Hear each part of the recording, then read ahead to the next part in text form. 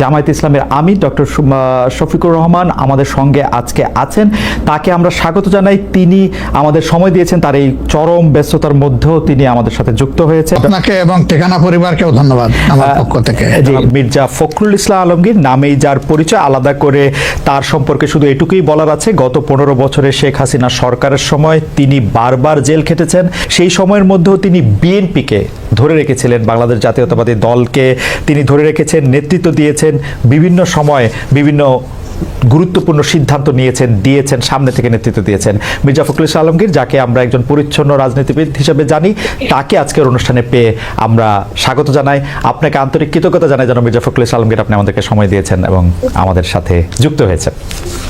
আপনাকেও ধন্যবাদ যে আপনি আমাকে ডেকেছেন। বেগম খালেদা জিয়ার মৃত্যুতে ভোটের রাজনীতিতে কোনো প্রভাব পড়বে কিনা, অর্থাৎ যারা আগে বিএনপিকে ভোট দিবেন মনে করেছিলেন তারা বিএনপিকে ভোট দিবেন কিনা, অথবা যারা আগে বিএনপিকে ভোট দিবেন না মনে করেছিলেন তারা আসলে বিএনপিকে ভোট দিবেন কিনা, মানে কোনো ভোটের রাজনীতিতে বেগম জিয়ার মৃত্যুর কোনো প্রভাব রয়েছে কিনা। এখানে এই মুহূর্তে এখনই আমাদের এই প্রশ্নগুলো নিয়ে আমরা আপনার কাজ করছি না, কারণ আমরা এখন আমাদের সামনে যে সবচেয়ে বড় চ্যালেঞ্জ সেটা হচ্ছে যে আপনার এই ইন্টারিম গভর্নমেন্টের কাজগুলো তারা যেন শেষ করতে পারে, অর্থাৎ যে সমস্ত সংস্কারের বিষয়গুলো আছে সেই সংস্কার যে কয়েকটা আপনার খুবই নির্বাচন কেন্দ্রিক এবং প্রয়োজনীয়, সেই সংস্কারগুলো করে নির্বাচনের কথা আমরা বলছি এবং আমরা মনে করি যে এটা আপনার যথাসময়ে সেটা অনুষ্ঠিত হবে। অন্যদিকে তারেক রহমান সাহেব আমাদের দলের ভারপ্রাপ্ত চেয়ারম্যান এখন আছেন এবং তিনিও নির্বাচন করতে চাইলে তিনিও নির্বাচন করতে চান, সেটা উনি করতে পারবেন যে কটা তিনি করতে চান। এই নিয়ে কোনো সমস্যা নেই। সুতরাং খালেদা জিয়া নির্বাচন করলেন, প্রধানমন্ত্রী হলেন, বা তারেক রহমান সাহেব নির্বাচন করে প্রধানমন্ত্রী, এটা নিয়ে কোনো সমস্যা নেই। এই ব্যাপারে পার্টিতে আমাদের কোনো সমস্যা আছে বলে আমি মনে করি না। আমি আমি আমি আমি যে প্রশ্নটি করতে চাই সেই প্রশ্নটি হচ্ছে যে আওয়ামী লীগের নিষ্ক্রিয়তা এক ধরনের, মানে আওয়ামী লীগ দেশের রাজনৈতিক প্রেক্ষাপট থেকে বাদ হয়ে গেছে, কেউ কেউ আমাদের মিডিয়ার ভাষায় কেউ কেউ বলছেন যে একটা -1 হয়ে গেছে। আমাদের আসলে অনেকগুলি প্রশ্ন আছে আপনার কাছে, আপনার যে প্রশ্নের জবাব আপনি যেভাবে দিতে চান সেভাবে দিবেন, না দিতে চাইলেও আমরা দিব, মানে আমরা এটা নিতে পারবো। আওয়ামী লীগ থাকলে বিএনপির অস্তিত্ব থাকবে, আওয়ামী লীগ না থাকলে বিএনপির অস্তিত্ব থাকবে না, এটা বিএনপির বোঝা উচিত। এটা গণতান্ত্রিক ধারা আমরা নিয়ে আসতে চাচ্ছিলাম। 2009 সাল থেকে 2024 সাল পর্যন্ত বাংলাদেশে গণতান্ত্রিক ধারা অব্যাহত ছিল, কিন্তু ইউনূস ক্ষমতায় এসেছে সম্পূর্ণ অগণতান্ত্রিক। কাজে আমি সাবধান করে দিচ্ছি, বিএনপি জামাত যথেষ্ট হয়ে গেছে, কিন্তু প্রত্যেকের চেহারা মনে রাখতে হবে, একজনকেও ছাড় দেওয়া হবে না। ডক্টর মোহাম্মদ ইউনূস ক্ষমতায় আসছে আরও টাকা বানাবে, কিন্তু এত মানুষের জীবন নেবে কেন, এভাবে মানুষের উপর হামলা করবে কেন, একের পর এক মানবাধিকার লঙ্ঘন করে যাচ্ছে, আর সমস্ত দোষ আমাদের উপরে দিচ্ছে।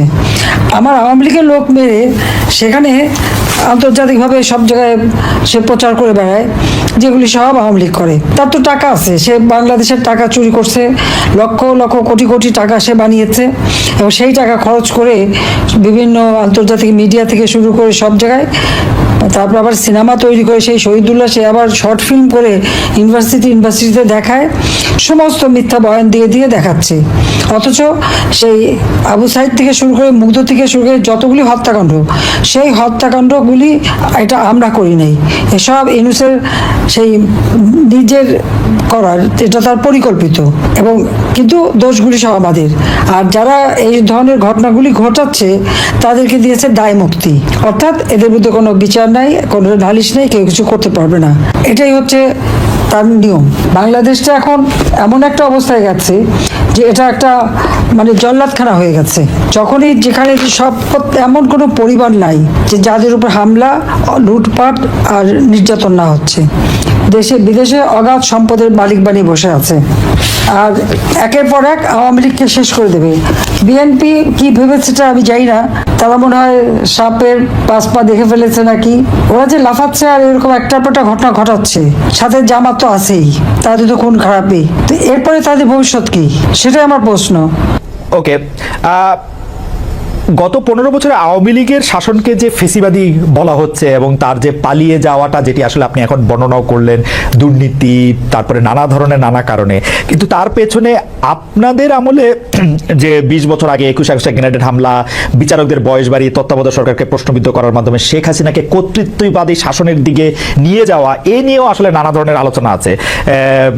এই দুটি ঘটনা যদি হাইন্ডসাইড আপনি একটু দেখেন, যে মানে যেগুলি হচ্ছে ক্রাইমের ঘটনা, অর্থাৎ হচ্ছে 21 আগস্টের গ্রেনেড হামলা, 10টা অস্ত্র, আবার অন্যদিকে তত্ত্বাবধায়ক সরকার ব্যবস্থাটাকে একটা এরকম জায়গায় নিয়ে যাওয়া, এই দুটিকে আপনি আপনার মূল্যায়ন আমরা একটু শুনতে চাই। যে দুটি আপনার 21 আগস্টের যে ঘটনা, এই ঘটনার সঙ্গে বিএনপিকে জড়িত করা এবং বিশেষ করে তারেক রহমান সাহেবকে জড়িত করা, এটা পুরোপুরি ভাবেই রাজনৈতিক উদ্দেশ্য প্রণোদিত।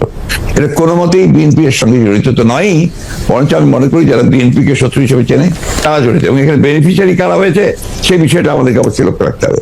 21 আগস্টের মামলায় who was the beneficiary? Beneficiary was Awami League. কারণ বিএনপি ক্ষমতায় থেকে সে এমন কোনো ঘটনা ঘটাবে কেন যে ঘটনাটা তার বিপক্ষে যাবে? এটা গেল 1 নম্বর। আর আপনি যে প্রসিডিংস গুলো দেখেন সমস্ত, আপনি তো একসময় বিচার বিভাগের মানুষ ছিলেন, দেখবেন যে তারেক সাহেবকে এখানে জড়িত করা হয়েছে 4টা আপনার আইও চেঞ্জ করার পরে। সর্বশেষ যে আইও নিয়ে আসা হয়েছে সে হচ্ছে আওয়ামী লীগ দলীয় ভুক্ত কাহার এখন যে আপনার নিজে থেকেই তাদের নির্দেশে সে এই চার্জশিটটা করেছে, যার কোনো সম্পর্ক নেই।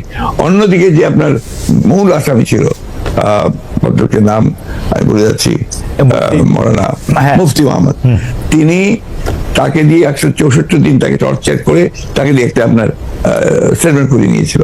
পরে দেখা গেছে যে উনি নিজেই সেটাকে আবার ভোগ করেছেন, বলেছেন যে এটা আমাকে টর্চার করে নেওয়া হয়েছে। এবং দেখেন কিভাবে কি মারাত্মক ঘটনা, কোথায় চলে গিয়েছিল সবকিছু। এবং he was hang before the trial was complete. তো যে প্রধান আসামি তাকে আপনি আগেই অন্য একটা মামলাতে জুড়িয়ে দিলেন যাতে আসল সত্যটা বেরিয়ে নিয়ে আসে।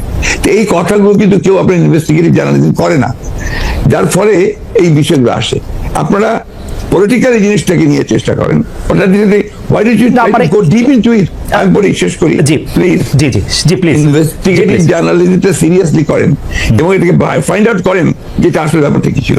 সেটা করছেন না, করছেন যে বিএনপি কিন্তু সব করার জন্য করছেন। এটাকে আমি মনে করি এটা এক ধরনের রাজনৈতিক উদ্দেশ্য প্রণোদিত। ওকে ওকে, আমি ইনভেস্টিগেটিভ জার্নালিজমের প্রসঙ্গে মানে আমি আপনাকে মাঝখানে ইন্টারাপ্ট করতে চাইনি, আমি শুধু বলতে চাইছিলাম যে এইটা তো আসলে আমাদেরও সীমাবদ্ধতা থাকে, ইনভেস্টিগেটিভ জার্নালিজম যে আমরা করতে পারি নাই, কিন্তু এই কথাও তো সত্য যে বিএনপির আমলে আমরা একটা 21 আগস্টে গ্রেনেড হামলার পরে আমরা একটা জজ মিয়াকে দেখেছিলাম, যে জজ মিয়া একটা বানানো হতে পারে। আমি ধরে নিচ্ছি সেটা আপনারা মনে করছেন যে ভুল, আমিও ভুল ধরে নিচ্ছি, কিন্তু আপনারা তো পারতেন এখানে একটা ইনভেস্টিগেটিভ জার্নালিজম করে আসল সত্যটা উদ্ঘাটন করতে, সেটা তো করেননি। আমি আপনাকে আসল সত্যটা বলছি যেটা, সেটা আমি বললাম। আপনি এই জিনিসগুলো তো আপনারা কখনোই তুলে ধরবেন না যে 4বার তার আয়ু চেঞ্জ করা হয়েছে, কখনোই তুলে ধরবেন না যে কার আখলকে দেওয়া হয়েছে যে আওয়ামী লীগের নমিনেশন চেয়েছিল, অবশ্যই তুলে ধরবেন। কখনোই তুলে ধরবেন না যে মুফতি মাহমুদকে বিচার শেষ হওয়ার আগে থেকে আপনার ফাঁসি দেওয়া হয়েছে। দিজ আর দ্য এভিডেন্সেস, যেখানে আপনি পরিষ্কার বুঝবেন যে একটা শুধুমাত্র সাজানো মামলা, তাকে এখানে জড়িত করার জন্য এই কথাগুলো এসেছে। তত্ত্বাবধায়ক সরকার ব্যবস্থা বাতিল করার জন্য বা তত্ত্বাবধায়ক সরকার ব্যবস্থাকে প্রশ্নবিদ্ধ করার জন্য বিচারকদের বয়স বাড়ানো এবং একজন বিচারপতিকেই আসলে তত্ত্বাবধায়ক সরকার ব্যবস্থার প্রধান করার লক্ষ্য নিয়ে সেইটা করার কারণে বিচার মানে এই পুরো বিধানটাই এটা দিস ইজ ইওর ন্যারেটিভ, এটা আমাদের ন্যারেটিভ নয়। আচ্ছা, আমরা মনে করি যে ওই সময় প্রয়োজন ছিল আপনার বয়স বাড়ানোর ব্যাপারটা, ওটা বাড়ানো হয়েছিল। ইট মে নট ওয়ার্ক, সেটা অন্য কথা।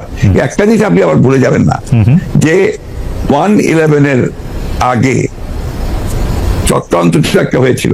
সেই চক্রান্ত হচ্ছে যে আপনাদের সেই 9/11 ঘটেছিল তার আগে, আর এখানে আপনার কিছু পশ্চিমা দেশ একসাথে হয়ে চুইজডে ক্লাব তৈরি করেছিল, একই সঙ্গে ভারতবর্ষ তার সঙ্গে যুক্ত হয়েছিল, এবং তাদের মূল টার্গেটটা ছিল যে জাতীয়তাবাদী শক্তিকে এখান থেকে নির্মূল করা।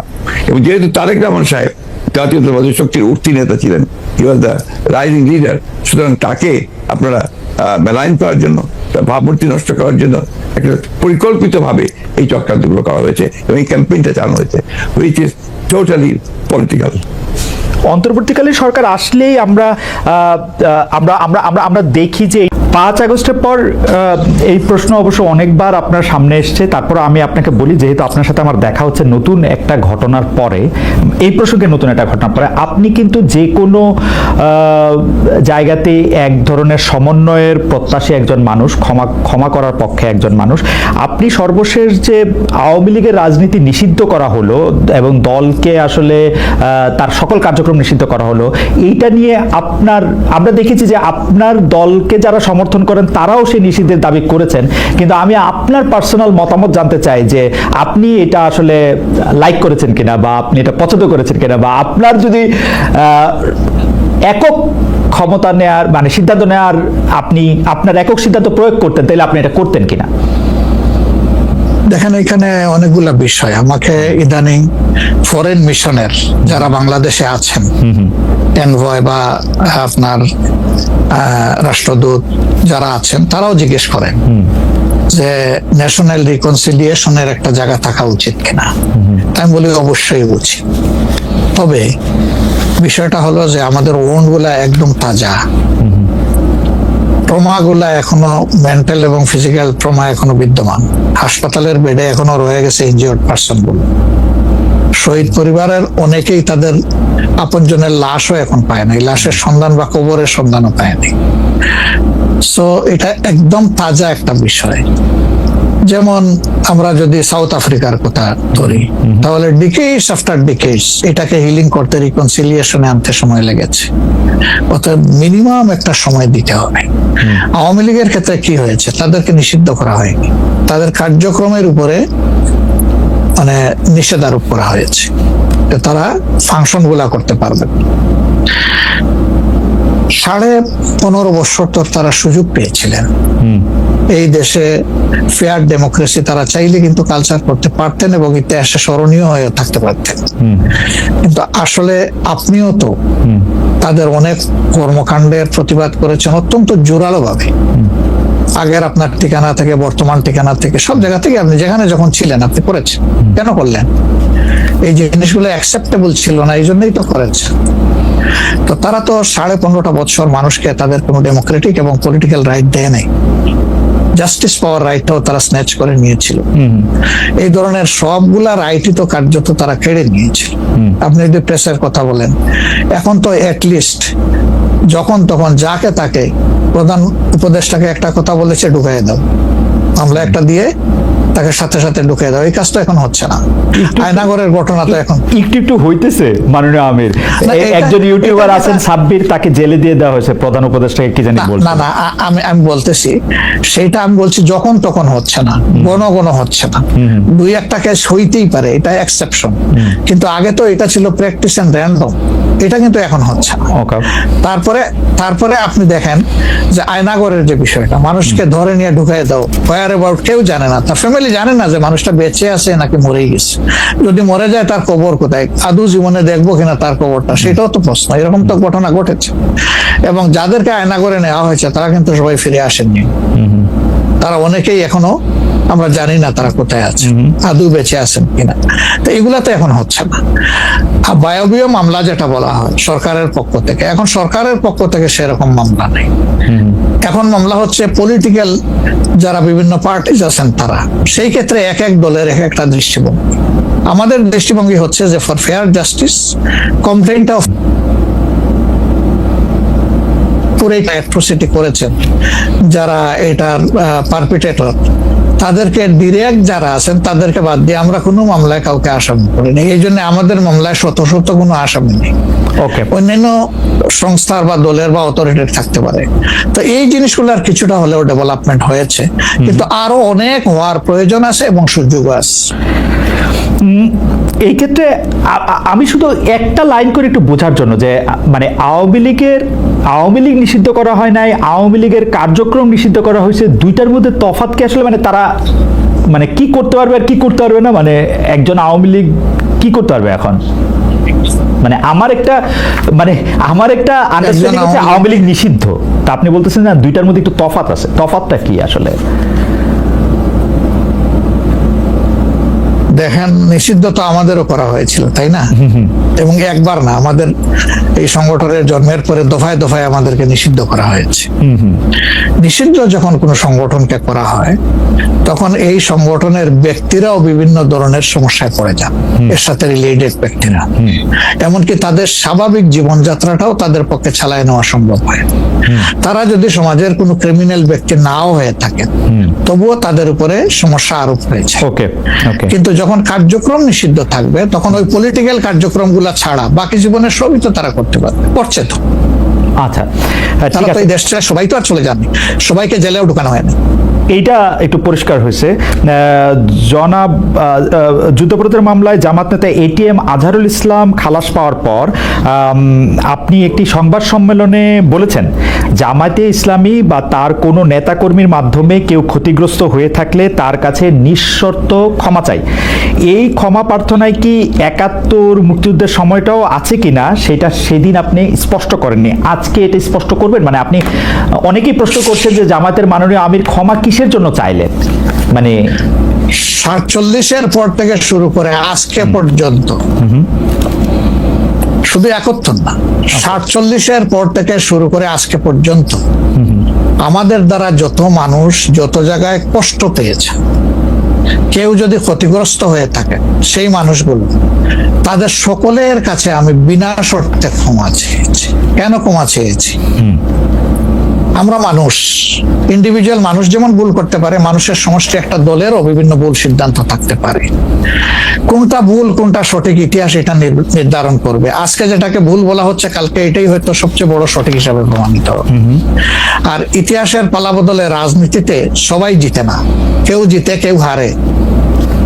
আমরা আদর্শবাদী একটা দল, আমরা বিশ্বাস করি আমরা মানুষ ভুলের ঊর্ধ্বে নই। আমাদের দ্বারা, আমাদের সহকর্মীদের দ্বারা মানুষ বিভিন্ন ক্ষেত্রে কষ্ট পেতে পারে, ক্ষতিগ্রস্ত হতে পারে।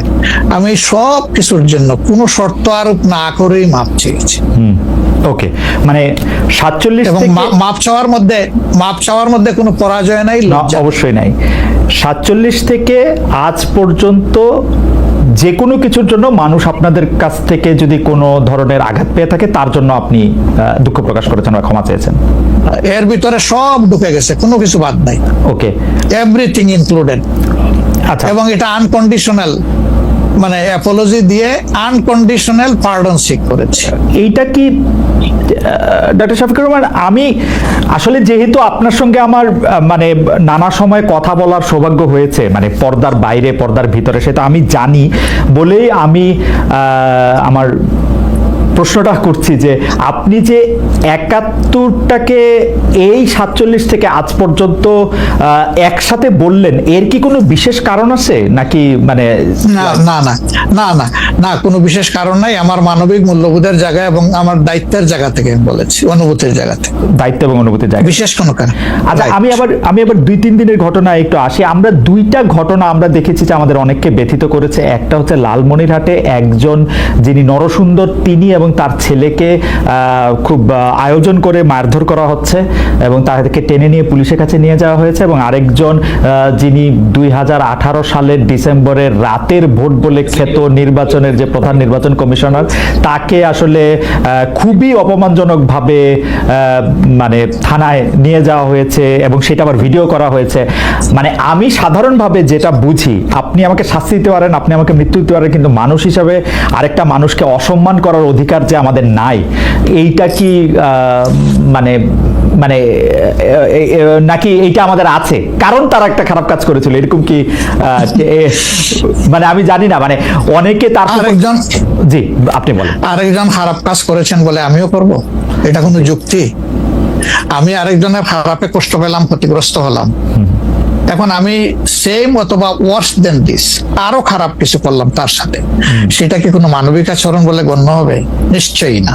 তবে দেখেন, আমরা এটাকে কখনো সমর্থন করি না, কিন্তু পরিবেশ, প্রেক্ষাপট, স্থান, কাল, পাত্র, মানুষ কোনো জিনিসকে যখন লাইক করে না, তখন প্রকাশ্যে হয় তার প্রতিবাদ করে, না হয় মনে মনে ঘৃণা করে, অথবা সে শক্তি থাকলে প্রতিরোধ করে।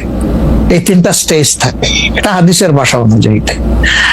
তো এই অবস্থায় আমরাও তো ভিজিবল সেরকম প্রটেস্ট অনেক ক্ষেত্রে